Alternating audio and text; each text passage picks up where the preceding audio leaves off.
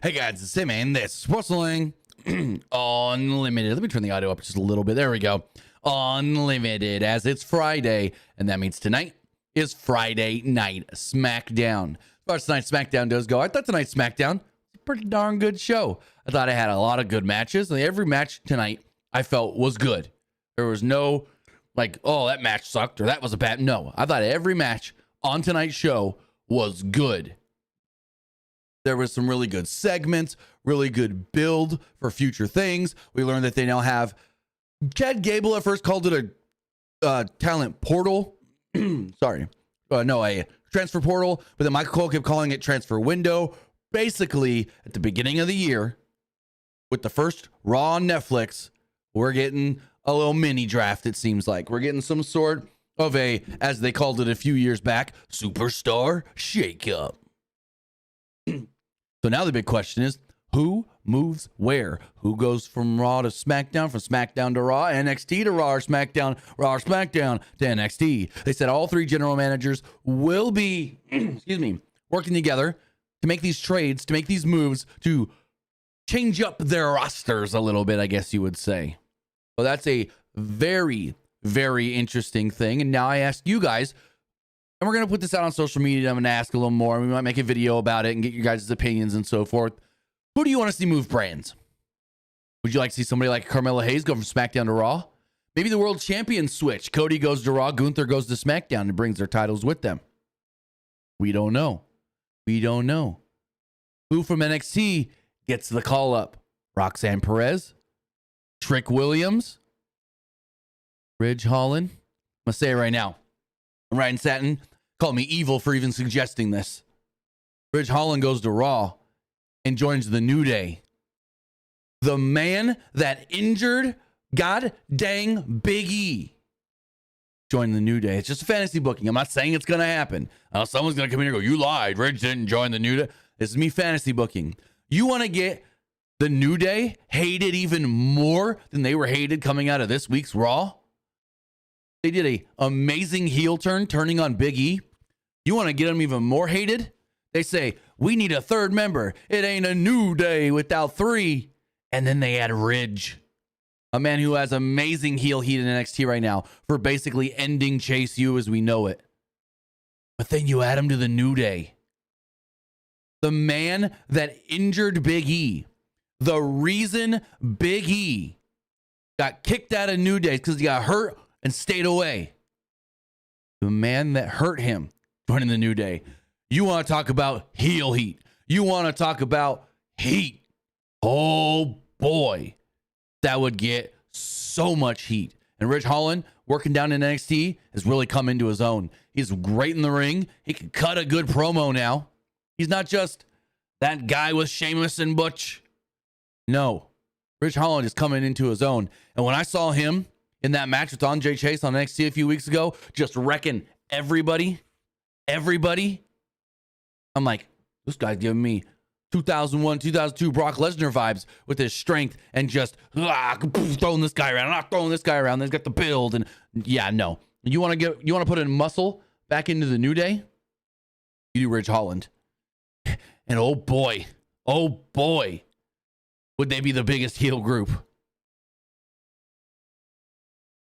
But with all of that, SmackDown was a good show that I can't wait to talk about. And with that, I want to say thank you for joining me here. Twitch.tv/PWU Unlimited, YouTube.com/Pro Wrestling Unlimited, podcast services all around the globe like Stitcher, Spotify, Google Pod, Apple Pod, Anchor, iHeartRadio, and so much more. Remember, if you are watching live on Twitch, you can help us out a couple of different ways. You can either help us out by hitting that donate button down below or by donating Twitch bits in the live chat. Also, remember, you can help us out by subscribing to the channel, one of two different ways. You can either subscribe with a tiered subscription, or you can subscribe with Amazon Prime, because remember, if you have Amazon Prime, then you have Prime Gaming. Prime Gaming gives you a lot of cool things, like free games, free stuff for games, and you always get one free subscription to any Twitch channel you want to subscribe to throughout the month, and I greatly appreciate it if you did right here, Pro Wrestling Unlimited. Also, remember to help us out over on YouTube. You can help us out by hitting the subscribe button. That way you know when we post new videos. That way you know we go live. And that way you know when we post to the community tab. Also remember, try not to burp. Also, remember, you can help us out by hitting the join button and becoming a channel member. Even if you do so at just the $1 tier, and there's a hair on my glasses, at the $1 tier, we greatly appreciate it, whether that's here on YouTube or patreon.com/PW Unlimited. Finally, don't forget, if you want to get your comment, question, or concern read live on the air, you can do so by donating a super chat in the live chat. Man, I look so different without glasses on. So different without glasses on. My eyes look all small and beady. Anyways, donate a super chat, get your comment, question, or concern read live on the air. Also, remember to head over to the Epic Game Store. Head over to the Epic Game Store and buy something. Whether you're getting into those new seasons of Fortnite, we got Chapter 6, Season 1. We got OG. We've got Marvel Rivals now through the Epic Game Store. You gonna play any of those games? Use this code at checkout, PWU NLIMITED, for all Epic Games and Epic Game Store purchases. We got some new Spider-Man, Spider-Verse stuff. We got Peter Parker, Punk Spider-Man, and we got Spider-Noir. All new skins in Spider-Man as of, I want to say, yesterday or the day before. When you're getting those skins, use our code PWU NLIMITED for all Epic Games and Epic Game Store purchases. I need to check something. That's why we're running weird. There we go. Also, we're brought to you by Spilt Chocolate Milk, but we'll talk about them a little bit later. As far as SmackDown does go, we got a recap of Survivor Series, a little small recap of what happened at Survivor Series. And then Michael Cole and Corey Graves open up the show and tell us, coming out of the men's War Games match, we had 3 injuries. 3. First off, Bronson Reed, jumping off the top, broke his foot, out indefinitely. Then, Tongaloa, because of all those, I guess you would call them toolbox shots from CM Punk, Tongaloa actually tore his bicep, out indefinitely. Then Jimmy Uso, going for that Uso splash off the top, broke a toe, out indefinitely. So 3 injuries coming out of the War Games match, the men's War Games match. And seemingly everybody else in that match was fine. Everybody in the women's War Games match, fine. So that is good to hear. I mean, it's unfortunate that 3 men got injured, but it's good to hear that the majority were okay, I guess you could say. That's the silver line about it all. The majority was okay. So where are we? Apollo Crews was entering the building. And just so happens, well, Solo and his Bloodline, he took him out. Jacob Fatu kicked Crews right in the head. And then they beat up some security. We go to the ring where Cody's music hits. So Cody comes down to the ring and does his usual, so Minnesota. What do you want to talk about? Crowd cheered. Cody touted the return of Saturday night's main event. Cody said it's an honor of a lifetime just to compete at Saturday night's main event. But it's not that simple for him because he has Kevin Owens. Out of nowhere, Chad Gable's music hits and out comes American Made, Gable, Ivy Nile, and the Creeds. So this is when Gable tells us, hey, Cody, I just want to let you know I'm here because, well, we have this new thing called the transfer portal, which Michael Cole kept calling it transfer window. I don't know exactly what it is. He's like, and I want to talk to Nick Aldis about maybe moving over here to Friday Night SmackDown and get some better opportunities. I'm like, oh, that's interesting. More on that in a little bit. So Gable talked about being, from Minnesota. Crowd responded favorably. As it goes, Gable said that there is like I said, transfer portal coming.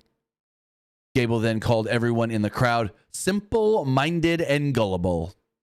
Gable entered the ring to loud "You suck" chants from the crowd. Gable said that Cody was one of the beacons for what Gable wanted to be. Unmatched work ethic, dressing the part. Hey, look, I got a suit on too, etc. Gable said, that's easy. But what's not easy is being a good friend. And Cody has not been a good friend to Kevin Owens. Gable said that Cody isn't who they thought he was. Gable called Cody superficial because all Cody cares about is what everyone thinks about Cody. He cares about what you think about him. Gable mentioned how Cody went so far as to team with, quote, the one guy who made Kevin Owens' life a living hell.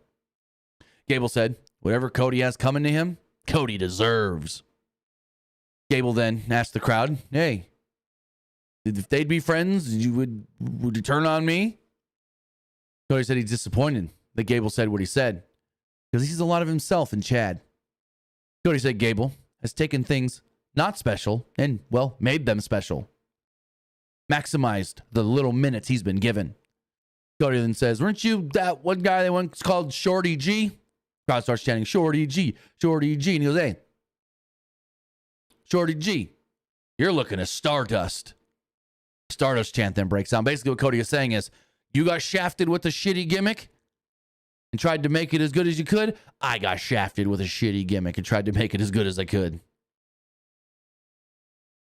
Even though everyone dogs on Stardust, Stardust was actually very entertaining. That's all Cody, playing that character as well as he could. The Stardust character I always was a fan of. I thought Cody played Stardust so well, and it showed Cody's range. It showed that Cody's not just Cody Rhodes, dashing Cody Rhodes, undashing Cody Rhodes, priceless Cody Rhodes, you know.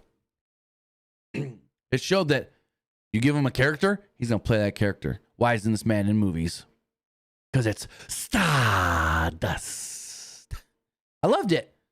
I thought Stardust was entertaining. No, I never wanted Stardust to be around forever. No. But, and we'll talk about this later because Kevin Owens brings it up. Again, Cody leaving in 2016 because they wanted him to stay as Stardust was the best thing for him. Because to be honest, if he wouldn't have left, he would have got out of the Stardust character. And then they basically wanted to make him Tony Stark. And they even filmed vignettes and had graphics made that said Rhodes Industries. That looked like the Starks Industries logo. And I'm like, oh, I don't know if that would have been what I would have wanted. I don't know if I would have wanted a Iron Man, Tony Stark, Cody Rhodes. He would have played it to the best of his abilities, probably killed the character. And apparently he said that it was something he was excited for because it was different and it was not Stardust. And he could try to put a little more of himself into that character. But again, Cody leaving in May of 2016. Actually, it was the weekend of May 22nd because I know exactly where I was when I got the notification that Cody Rhodes has asked for his and got his release from WWE. I was literally checking into a hotel 3 minutes away from Disneyland because we were doing a Disneyland weekend. I will never forget where I was when the news broke that Cody Rhodes has left WWE in 2016. I was at a hotel so close to Disneyland that you could literally see California Adventure from the balcony. Anyways. Cody said that he knows all about what Gable has gone through. He said Gable probably thinks that he has nothing to lose. But Cody asked Gable what happened when it all falls again. Cody references losing at WrestleMania 39 and asked Gable about being the leader of American Made. Cody put over American Made and everybody in it until Gable cut Cody off. Gable said, if he doesn't have a suit on, he'd whoop Cody's ass. Cody asked Gable if he really said what he said. Cody asked Gable to talk to Nick Aldis, and if you want to go one-on-one, we can do it later on tonight. Cody then threw the mic, and Gable ended the segment. Really good segment here. I thought these two killed it. I thought these two had a nice back and forth. Really good, bringing up, hey, you had a shitty gimmick, I had a shitty gimmick. Look what I turned it into. Look, you turned it into. We both overcame. So I like this a lot. Cole will then explain the wrestler window, I guess you could say the transfer window. So basically, Michael Cole tells us that coming up on January 6th, Raw is moving to Netflix. That is not the only change coming within WWE. WWE also has, NXT on CW. They have Smackdown here on the USA Network, and things are going to get shifted around. He said all three general managers, Nick Aldis, Ava, and Adam Pearce, are going to come together and make some changes, shift some things around. Superstars going to be a moving. Raw superstars can end up on SmackDown or NXT. NXT superstars can end up on the main roster, and SmackDown superstars could end up on Raw or NXT. But now the big question is, who should move?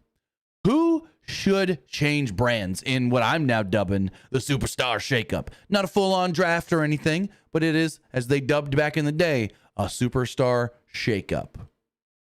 And so now the big question is who moves? There's been a couple teases already for tonight. Dominic was shown tonight talking to Nick Aldis. Is that him pleading his case to come to SmackDown? Gunther was shown talking to Nick Aldis. Nick Aldis straight up said, hey, we got the wrestler portal, the transfer portal coming in. Maybe I just wanted to talk business with the champ. It's always good to talk to the World Heavyweight Champion. And even Carmelo Hayes said, you ain't giving me any opportunities here on SmackDown. Maybe I go talk to Adam Pearce and move over to SmackDown. And Nick Aldis goes, by all means, with the cake and balloons, move over and take your headache off of me and give it to Adam. So we'll see where it all does lead to. But they are going to do what I'm calling a superstar shakeup. It's basically what it is. They're calling it a transfer window. But they are moving some wrestlers from brands. All three brands at that. Remember, all three brands. Not just like Raw and SmackDown switches and some call-ups. The way Michael Cole said it was some could move down to NXT as well. So we're going to get some moving and some shaking here in the next 3 to 4 weeks. Backstage, Naomi and Bianca Belair were shown talking. Bianca wished Naomi good luck in her triple threat match tonight. Chelsea Green and Piper Niven walked into frame and mocked Bianca for looking into who attacked Jade. Belair wondered if it was Piper as the one who attacked Cargill. Belair then went after Green and Niven, but Green and Niven fought back. Belair sold pain from War Games and was, beat down. We're getting a Bianca Piper match later. Jesse the Body Ventura was shown in the front row, and Cole touted that he will be joining the broadcast team for Saturday night's main event 1 week from tomorrow. Now, we still don't know the full details of that. Is he actually on the team the whole show, or is he getting the Jim Ross AEW treatment? You come out for the last match or two, you call that match, you're good to go. Because I don't know how much Jesse Ventura is keeping up with the current WWE product. Does he know who Gunther is? Does he know who Finn Balor is? Does he know who these women are fighting for the U.S. title? So I think you tell him, hey, you're going to call the main event. Cody, Owens, study up, learn the story, figure out who both guys are. You're going to call that match. Throw him out there with Cole and Graves for that one match. I think would be the better move. But it's going to suck. Because whenever I think of Saturday night's main event and Jesse Ventura, you just think, well, McMahon. He's not going to be saying that on this show. Well, McMahon. I can't do a good Jesse. Well, nope, that's not a Jesse Ventura at all. Well, nope, hold on, let me try one more time. Well, McMahon. That's closer. Well, McMahon. Well, McMahon. There you go. It's more like that. Well, McMahon. We're down here at the Baja. Something like that. Living in the Baja. But yeah. Jesse Ventura will be on commentary, but we do not know, again, like I stated, exactly what the plan is for him, if he's going to call the whole show or not. So we had a triple threat match. First round match in the women's, in the women's U.S. title tournament, I guess, to crown the first champion. It's a handful.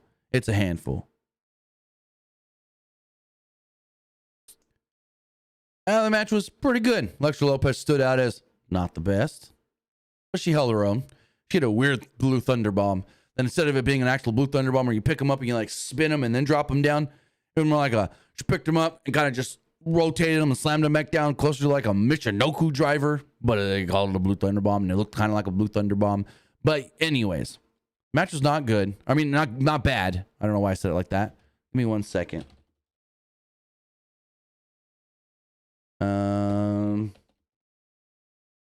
As far as the match does go, why can I not spell? I need to respond to this message real fast. You may have some breaking news. Give me 1 second. Whoa.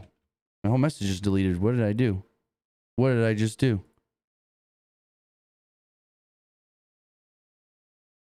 Not breaking news, but I may have some news on a tag team match WWE is thinking about doing. For the Raw brand. Which would kind of make sense maybe at Madison Square Garden. mean, they could do it in Madison Square Garden on the holiday tour. But I just got word. And I'm not going to say anything now. I just sent a second message to try and get this confirmed. I never break news. Because when I hear things, I only hear it from one person. I'm never going to report something off of one person. I always want to get a second source, and then usually that second source either doesn't respond or is like, yeah, no, I haven't heard that. But I just heard something of a potential tag match for the Raw brand. That would make a whole heck of a lot of sense. For a few different reasons. Maybe. We'll play it by ear and see if I get anything back during the stream. Anyway, as far as this match does go, Naomi and Tiffany, who was wearing Vikings-inspired gear because she's from Minnesota, started off the match with a brawl. Lopez inserted herself and threw Naomi out of the ring. But Naomi came right back and attacked Stratton and Lopez. Stratton then kicked Lopez. His shoulder blocked Lopez into the canvas. Stratton then landed a basement dropkick on Lopez and got a 2 off of it. Crowd started chanting Tiffy time. Big chance for Tiffany because she literally grew up 30 minutes from Minnesota. Stratton then posed for the crowd, and Naomi reinserted herself into the match with the crossbody on Stratton.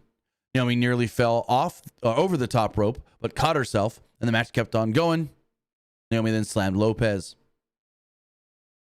Stratton then pounded on Naomi until Naomi fought back and hit a double stunner on Stratton and Lopez all at once. Naomi then landed a splash on Lopez and went for a 1 on Stratton, but Stratton got her elbow up.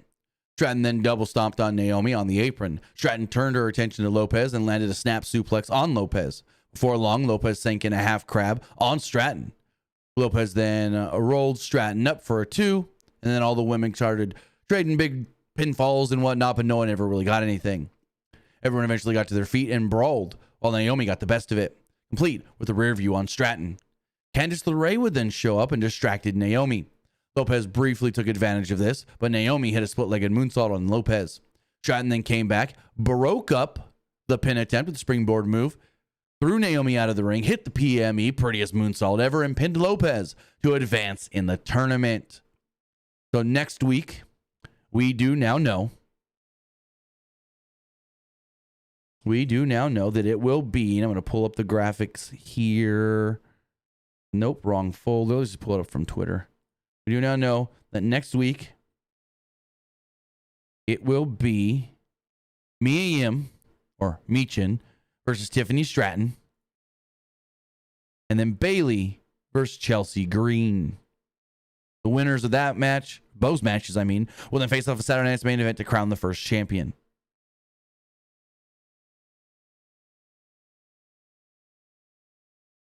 Michael Cole threw it to Backstage, where Montez Ford and Angelo Dawkins had just been laid out, and Byron Saxton trying to get word with Nick Aldis on what happened. Nick Aldis was in a panic. It was basically just like, oh my God, what happened? Medical, we need medical. Motor City Machine Guns walk up, and Nick's like, hey, I'm sorry. They're hurt. I don't know the extent, but I know it's bad enough they can't wrestle. Tag title match. Gonna have to call it. And Johnny Gargano walks up and goes, whoa. You need a tag title match? I'm good. Ciampa's good. DIY can step in. So I said, if Gargano wants their match, well, they got it. And Nick goes, well, if you agree and you agree, okay, it's on for later tonight. Oh, we weren't ready for what we got. Ooh, boy, we weren't ready for what we got. I loved it.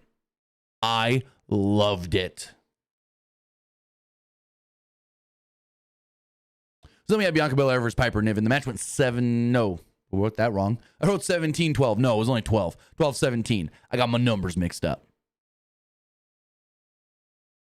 Let's say this match did not go 17 minutes. So Belair had control early on, and the two fought over Belair's braid. I mean, it's an okay spot, but it's like, that spot's kind of getting old. Niven did win the battle and hit a splash on Belair to gain the advantage. Niven worked over Belair in the corner and lifted Belair up for a splash, but Belair countered with a kick. Belair then ran the ropes, and Green caught her foot, kind of grabbed the foot a little bit. Niven followed this up with a sidewalk slam for a 2. The show then went to its first commercial break, in the last like 30 something minutes. So we got a whole almost 30, 40 minutes of no commercials, which felt great. The show then returned and Niven was still in control. Belair tried to fire up, but Niven cut her off with a running senton 2 times. That was enough, though, to earn Niven a 2 count. Niven worked a waist lock, which turned into a bear hug. Belair fought her way out of it and eventually tried to choke out Piper until Piper shook her off and hit her with another splash. Well, he's tried to until Belair moved. Couldn't get that word out. Belair then ran between corners and smashed Niven's face off the turnbuckle. Belair went to the top and hit a crossbody for a nice near fall. Belair then punched Niven repeatedly and before long hit a spear for a 2. At one point, Belair went for a moonsault, but Niven got her knees up. Niven then went for a cannonball, but Belair moved and Niven crashed into the turnbuckle corner. Belair ran at Niven, but Niven caught her and hit her with the Piper driver, which was like a stiff-ass power bomb. Crowd starts chanting, "This is awesome." Niven then went to the second rope, but Belair cut Niven off. Green hopped onto the apron, and Belair dragged Green into the ring. Belair then successfully lifted Niven up on her shoulders, hit her with a KOD, and pinned her 1, 2, 3. Really good match. I thought Piper Niven and Bianca Belair worked very well together. They had good chemistry in the ring. Nothing looked messed up. There was one little, 2 little like, oh, not really like they messed up, but it was more of like, oh, they may have just overshot something, or oh, they run a little too quick there. But other than that, great match. Great match. I got a video package of Nakamura winning the U.S. title, and it tells he's coming out next. There was really not much to this segment. It was more to build to the Bloodline segment. Bianca Belair was shown backstage and ran into Naomi. Naomi apologized for losing earlier and not advancing in the tournament. Byron Saxton showed up and told the two that he knew Piper Niven didn't attack Jade Cargill because he saw where Piper was during the attack. Naomi listed off the women who could have done it. Belair said when she finds who did it, it will be on site. I don't know what that means. What kind of slang is on site? Is that the stuff the kids are saying now? Call me old, I don't know. She said, when I find out who did it, it'll be on site. I'm like, what? On site? On site of what? On the site of Saturday Night's Main Event? You're going to find him in the main event? I don't know what she meant. But regardless, basically, we've now checked off that it is not Naomi. Of course, it couldn't have been Bianca, at least we don't think. And according to Byron, it wasn't Piper or Chelsea. Well, actually, he said, I knew where Piper was. Didn't say Chelsea that I heard. So, could it have been Chelsea? I don't know.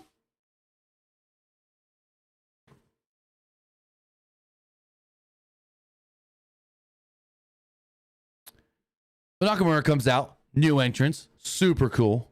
Love it. If you haven't seen the behind the scenes video Triple H posted today of them setting up that entrance and him producing it and going, hey, I want a little bit of light to light his face, look creepy, but don't over brighten, turn these lights up. And like, I loved it. That's the stuff that you geek out for.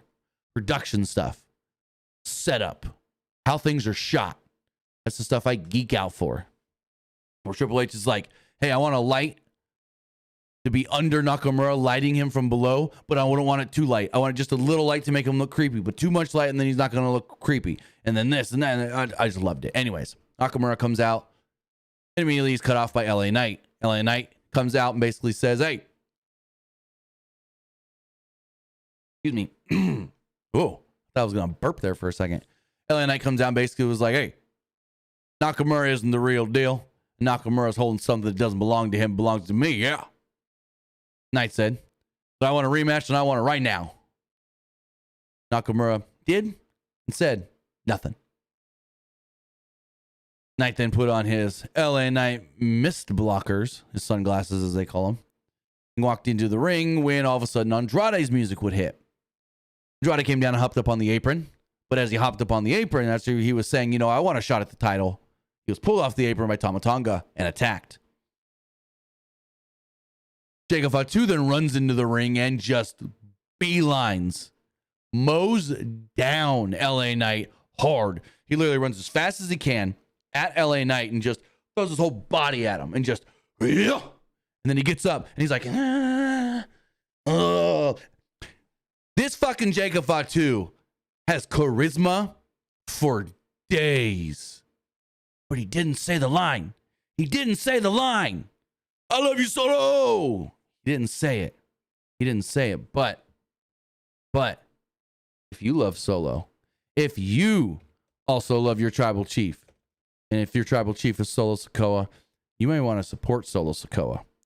You may want to show your love for Solo Sikoa, and you could do so. PWUnlimited.co/shop and pick up one of our brand new Solo Sikoa t-shirts, or I love you Solo t-shirts. We're going to pull this up on the screen right here, put a link in the chat. If you head over right now, PWUnlimited.co/shop, you can get yourself either in white or in red an I Love You Solo shirt. Maybe you want it on a hat, maybe a sticker, a mug, a hoodie. But if you are like Jacob Fatu and love your tribal chief, you love Solo, then you may want to go and get one of these shirts. Again, it's PWUnlimited.co/shop. No, store. PWUnlimited.co/store. Let me just double check that. PWUnlimited.co.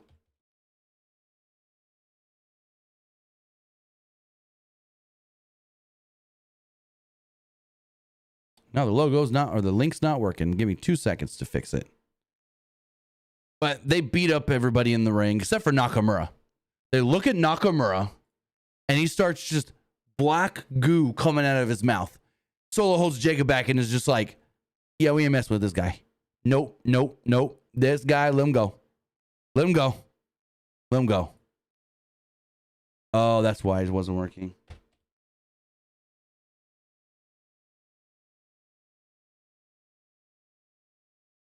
There we go.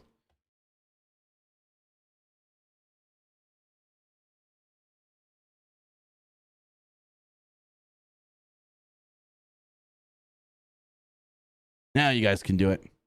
It's your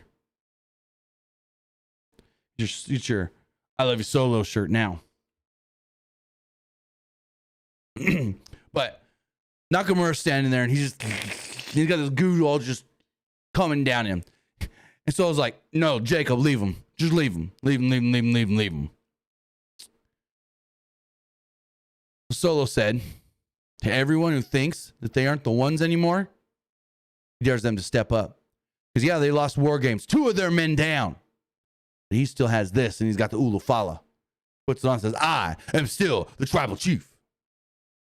Sikoa said he's tired of people not taking him seriously and that he's a joke. Sikoa said that everyone can laugh all they want because he's still the tribal chief. Sikoa is still the head of the table. Solo said that he still has this Ulufala. And he said if anybody comes down to the ring, they will do whatever they have to. And they'll make them acknowledge him. The segment then ended with Fatu, Tonga, and Sikoa fingers up, acknowledging their tribal chief, Solo Sikoa. No, both Tongans did not get hurt. If you would have, heard and listened, Bronson Reed got hurt. Tongaloa got hurt. Bronson Reed broken foot. Tongaloa torn bicep. The reason he said I got 2 of my soldiers or 2 of my guys injured because 2 of the guys on his team in War Games. Now, I don't know if Bronson Reed was supposed to stay with them moving forward, but we'll see coming out of this. Elite, house shows don't count. It's all about what you see on TV. The house show record doesn't count. Chama Gargano talking backstage, and Johnny's like, hey, I got us a tag match. Tag titles. We're going to win these tag titles tonight. And Gargano, or Ciampa's just like, hey, you got to do what I say. You got to be aggressive. You got this, you got that, And he's just like, can I trust you? Can we this? You got a relationship with them. I know you go back far, but it's us or them. You need to choose. And, Ciampa still a little ornery. Ciampa said that, you know what, I'll just see you out there. And he left. Kevin Owens gets a promo from his car. We know that later on he's going to be interviewed one-on-one by Michael Cole. Owens says that it sucked to be told to be in Minneapolis for a, quote, Michael Cole interview. Owens said he'd been showing up to SmackDown for weeks. And if Cole wants to interview Owens, Cole will have to come out to the parking lot and sit in the car with him to do the interview. Owens says, I'm not entering the building. So we had our tag title match. This is not the way I thought it was going to go. And it went in a way that I loved it. It was awesome. A lot of people with mixed feelings. I'm going to just say my mixed feelings are no mixed feelings. This was awesome. It's what I've wanted for a while. So Ciampa jump-started the match and attacked Chris Sabin. Sabin came right back with a pair of arm drags and a knee to Ciampa's midsection. Shelly tagged in, and the two hit a flurry of moves on Ciampa before Shelly worked a headlock. Ciampa worked out of it and tagged in Gargano, who worked Shelly's arm. Ciampa tagged himself in and chopped Shelly repeatedly. Ciampa yelled at Gargano to pay attention. Shelly elbowed Ciampa and Sabin tagged in, only to take Sabin out, or Ciampa out, and send him to the outside. Show then went to a commercial break with the machine guns posing on the apron. Basically, they're like, this is your guy? We just throw him down here and he won't even get up. This is your guy? The show returned and Ciampa had the upper hand on Shelly, working a headlock. Shelly then worked out of it, hit a chin buster, and then Ciampa went to give Shelly a boot, but Shelly moved and Ciampa kicked the hell out of Gargano. Ciampa yelled at Johnny to not be stupid. Ciampa tried to go for the fairy tale ending, but Shelly countered it and got the hot tag to Sabin, who cleaned house, complete with a crossbody from the top onto Ciampa for a 2. Shelly then tagged in, and the machine guns worked over Ciampa some more. Shelly went for a pin. They planted Ciampa. After they planted Ciampa and got a 2 off of it. Gargano was still down at ringside. Ciampa got in some strikes on Sabin and Shelly, but ultimately landing a twisting neckbreaker for a 2. Gargano finally reappeared on the apron. Ciampa threw Shelly to the outside and tagged Johnny in. Gargano then said, go get him. Or Ciampa said to Gargano, go get him. So Johnny gets out of the ring, just kind of picks him up, rolls him in the ring, and Ciampa's pissed. He's like, what the hell was that? You gotta be aggressive. You gotta get him, you gotta throw him into the thing, and then you throw him in the ring, and you get on him, you attack. And he's yelling at Johnny to be more aggressive. He finally gets in the ring and kind of shoves Johnny. Johnny gets pissed off and shoves Ciampa down. The ref's like, whoa, hey, guys, we ain't doing any of this. And so Gargano then told Ciampa, leave. I can handle these two on my own. And Ciampa's like, you know what? Screw it. DIY is over. DIY is done. We're done. Ciampa gets out of the ring, goes over to commentary, yells at Cole and Corey Graves. He's like, we're done. I'm over this. And he grabs a steel chair like he's going to use it. And so he gets up on the apron and the ref's like, oh, you can't use a chair. You can't use a chair. You can't use a chair. And the ref doesn't see that Johnny and Shelly are standing here. Shelly kind of knocks Johnny down, but then Johnny, hits old Shelly with a low blow. Johnny has just cheated. Smirk on the face of old Johnny Gargano, Johnny Wrestling. Gargano then super kicks Shelly. No, the low blow is to Sabin, not Shelly. Super kicks Shelly as he tries to get into the ring, and Ciampa's all smiles and happy on the other side of the ring. Gargano then tags in Ciampa. The two hit a meet in the middle on Sabin, and they pin him 1, 2, 3 to win the match and become new WWE Tag Team Champions. It was all a ruse. They played us all. They made us think that DIY was done. Ciampa is heel. Johnny's the baby. And they can't get along anymore. Nope. Ciampa is heel. Johnny's the heel. And they cheated to win in the best of ways. This was awesome. This was great. It all played out so perfectly. And now we have new WWE Tag Team Champions. Afterwards, Gargano smirked, knowing, what he just did, and he held up a 2 because it's the second time they've won these belts. We then go backstage. They're celebrating. Candace comes up all kinds of happy, And Ciampa's on the phone. I guess he's talking to his daughter. He's like, I'm not a loser. I'm not a loser. We won. We're the champs. So yeah, I loved the heck out of this. I thought it was great.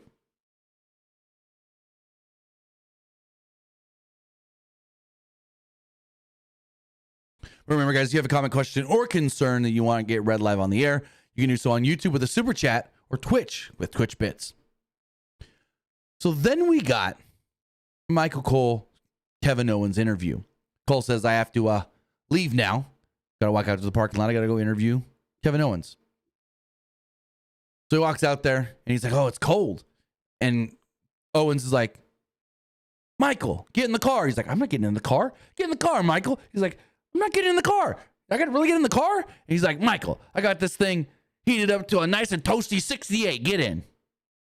Michael Cole reluctantly gets in the car to conduct the interview. And Kevin Owens, when I say Kevin Owens is the most complete pro wrestler there is, I mean it. From an in-ring and an out-of-ring perspective, I don't know if there's anyone better right now than Kevin Owens. Maybe Drew McIntyre, and that's a close maybe. From the way that he conducts himself during matches and the things he does during matches and the way he tells stories during his matches to the way he does backstage segments, interviews, promos, Kevin Owens is somebody that all up-and-coming pro wrestlers need to study. Because Kevin Owens is amazing. If I've said it once, I'll say it 1,000 times. I'll shout it to the rooftops. From the top of Mount Everest, Kevin Owens. When they said back in the day, oh, you're coming up in the 2000s, you need to study guys like Shawn Michaels. You need to study guys like Ric Flair. Because they're the whole package. You study guys. If you're coming up now, you study guys like Kevin Owens. Like Bryan Danielson. Because they're the whole package. They're not just guys out there trying to give you 5-star matches. Or guys out there that give you mediocre matches that can cut a good promo because they can act. No, they can do it all. And better than most. So Cole eventually does get in the car. And he says, hey, I'm here just to conduct a unbiased interview. And Kevin Owens goes, you? Unbiased? You're the biggest Cody Rhodes fan out there. Cole cited the friendship. He's like, we've known each other for what, 10, 12 years now? And I'm like, shit. Kevin really has been around for that long. Owens said that he doesn't understand how Cole didn't see things the way Owens sees them. Owens ran through the grievances about Cody and Roman again. Owens mocked Cody for leaving WWE in 2016. Owens then mocked Cody's pyro. He's like, he gets pyro in his entrance. Not just pyro in his entrance, he's at 3 times in his entrance. Cole said that everyone thought that it was good to help Roman. Look at Jimmy and Jay. Even Sami Zayn teamed with Roman Reigns. And he goes, oh, Michael, don't get me started on Sami. We'll get to that in a later date. So right there, we just teased that Kevin is not just mad at Cody for teaming with Roman, but he's pissed off at Sami and eventually is coming after Sami too. Owens said that Cody stabbed him in the back. Cole told Owens he was being pretty petty and Owens should look in the mirror. Cole said that Owens may be the problem. Owens yelled at Cole and said, get out of my car. Get out of my rental car. And then went, Cole, hold on, come here. And he's like, yeah, Kevin, you gonna give me like an apology or something? And he rolls up the window. He like tugs the seatbelt for a second because it's clicks himself in, puts the car in drive and drives off. Leaves the parking lot. The parking structure. Elite. Transfer window. They could end up on the same brand come January 6th. Plus, you want to say Sami's on Raw? Fucking Cody fought a Raw guy in the main event tonight. Just saying.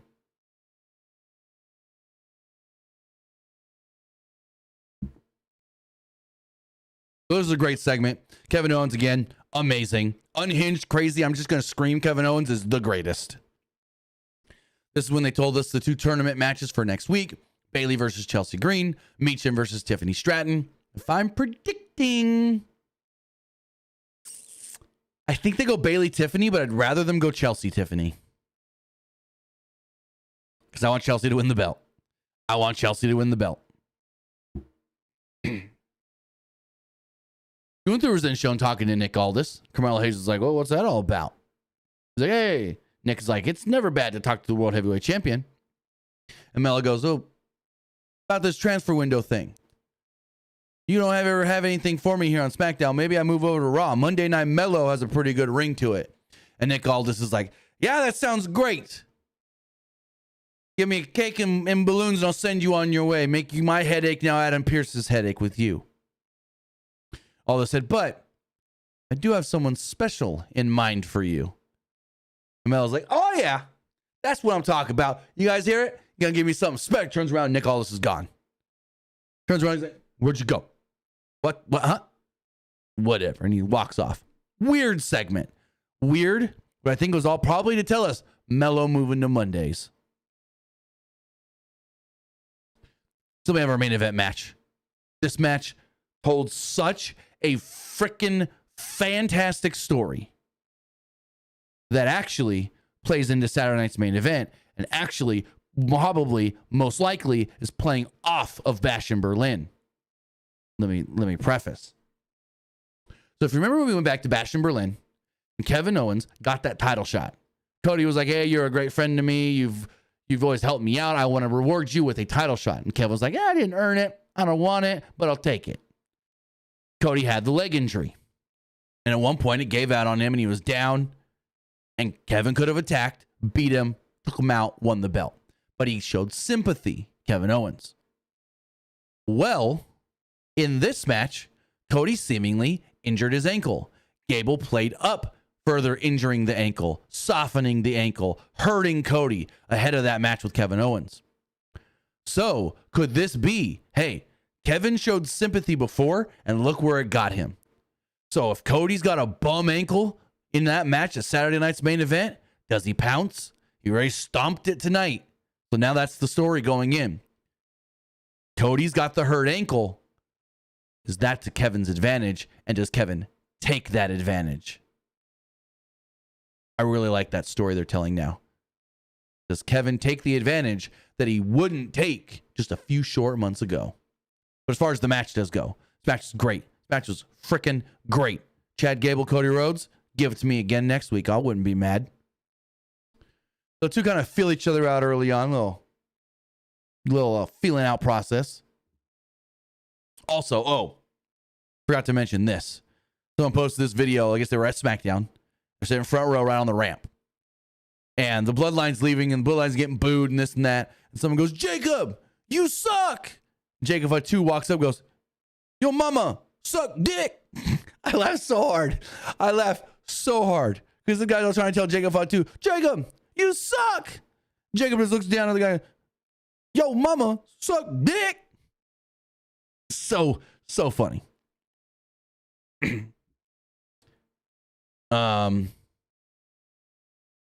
Big Give said, get off my rental car. Had me dying. Yeah. He's like, get out of my rental car. Just, it's those little things that Kevin Owens throws in. Not get out of my car. He hadn't made it known. This ain't my car. This is my rental car. Get out of my rental car. It's those little things that Kevin Owens does that just makes him better than everybody else. As far as this match does go, they're feeling each other out and everything. Gable kind of took advantage a little bit. Gable took Cody down, but then Cody kicked his way out, and the match kind of reset. Cody went on the offense, and there he landed a drop down. I don't know why I wrote it. Drop down punch, the old Gold Dust move. He followed up the suplex and held the suplex for a moment before the fallback. Cody then went to run the ropes, but Ivy Nile hopped up and kind of put a stop to him. Gable then went right to work and worked over Cody's ankle and leg. Hit a dragon screw and a leg whip. Gable then slammed Cody's leg into the ring post, and the show went to its final break of the night. When the show returned, Gable, he was still in control, focusing on Cody's leg. Gable went for an ankle lock, but Cody sent Gable into the second rope.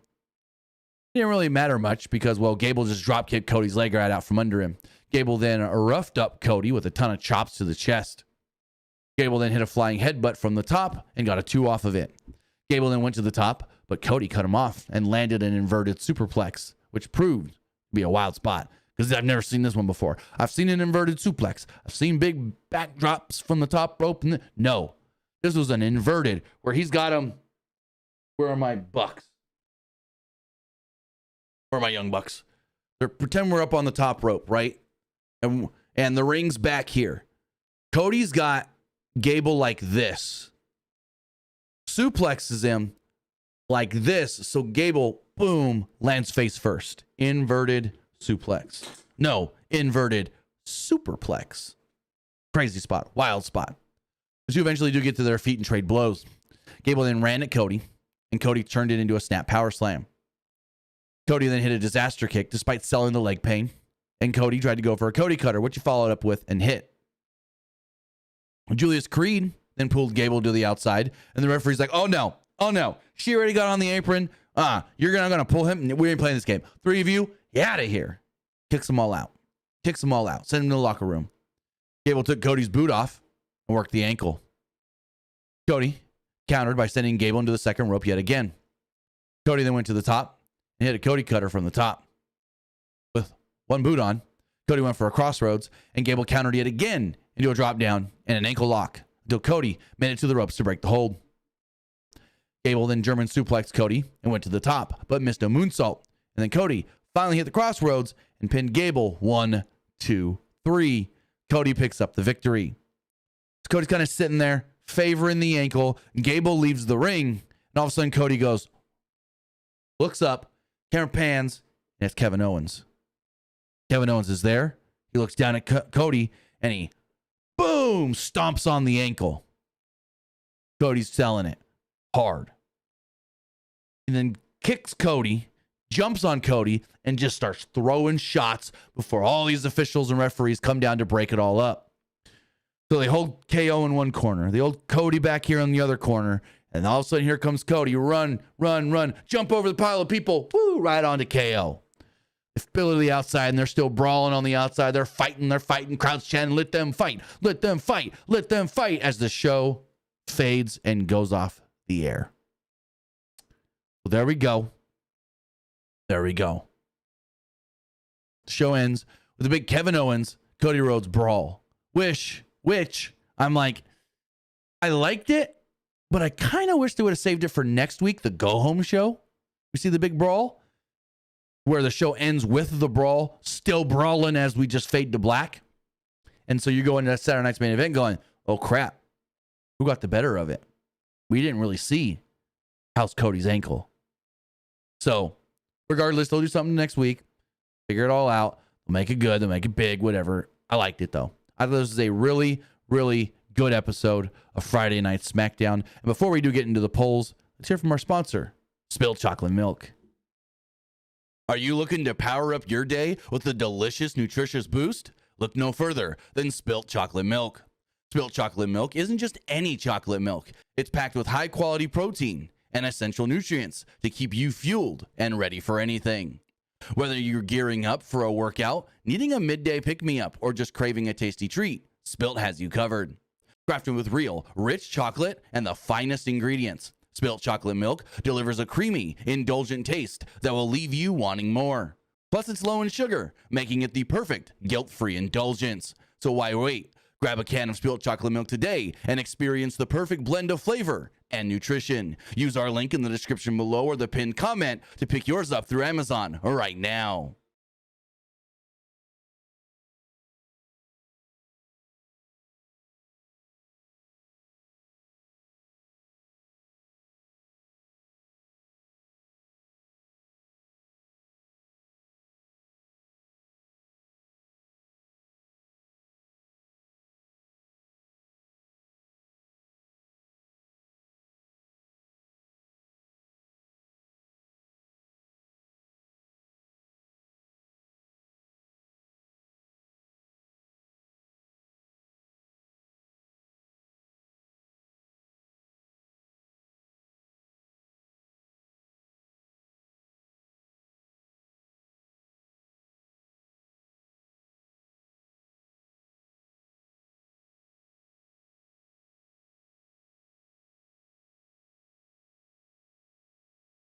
Dang, and we've been muted through all that. My bad, my bad.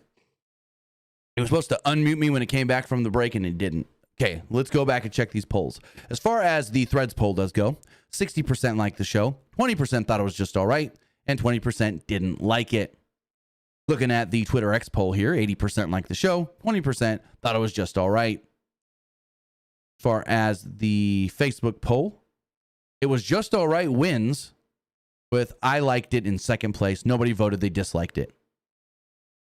As far as the community poll does go, 77% liked the show, 15% thought it was just all right, and 7% didn't like it. Some of the comments here is, I liked it. This person says, you need a Blue Sky account. We do have a Blue Sky account that is almost at 100 followers, doing the organic growth thing. Not going to be like some of these to go out there and follow 3,000 people to hope that those 3,000 people follow back.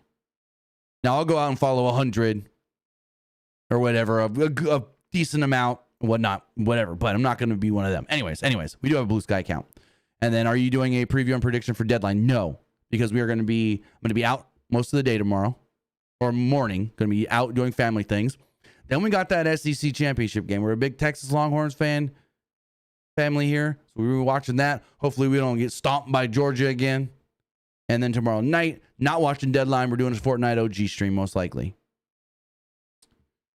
So no Deadline. Might do a review Monday morning, because then Sunday I got stuff going on. Sunday night we're streaming the Indiana Jones that comes out. So we got a full weekend of gaming streams coming to you guys. Again, I'm going to try and do some Marvel Rivals right after this. I think I fixed the issue. Then we're going to do Fortnite OG tomorrow. Indiana Jones and the Golden Circle on a Sunday night when that game launches on Game Pass, because I can't wait. Yeah, Kind of Funny gave it a 6.5, but everybody else giving it 9s and 10s. Woo, boy. I can't wait for Indiana Jones and the Golden Circle. As far as the live poll does go, 87% liked the show, 12% thought it was just all right, and 1% didn't like it. And finally, everybody that voted on Twitch liked the show. With that, guys, I want to say thank you for joining us here. Twitch.tv/PW Unlimited, YouTube.com/Pro Wrestling Unlimited, and podcast services all around the globe like Stitcher, Spotify, Google Pod, Apple Pod, Anchor, iHeartRadio, and so much more. With that, directly following this, we're going to switch everything over and try to do a Marvel Rivals stream. Tried it last night. I had some issues. I figured out what the issue was. Now, instead of it taking up 80% of my computer, it's only taking up about 55% of my computer, which is normal for games on my computer. So hopefully we're all good. Hopefully we're good to go. But with that, guys, have a great night. And hopefully I see some of you back here later. Twitch.tv/TimmyBuddy or YouTube.com/Pro Wrestling Unlimited for some Marvel Rivals. Have a good one, guys.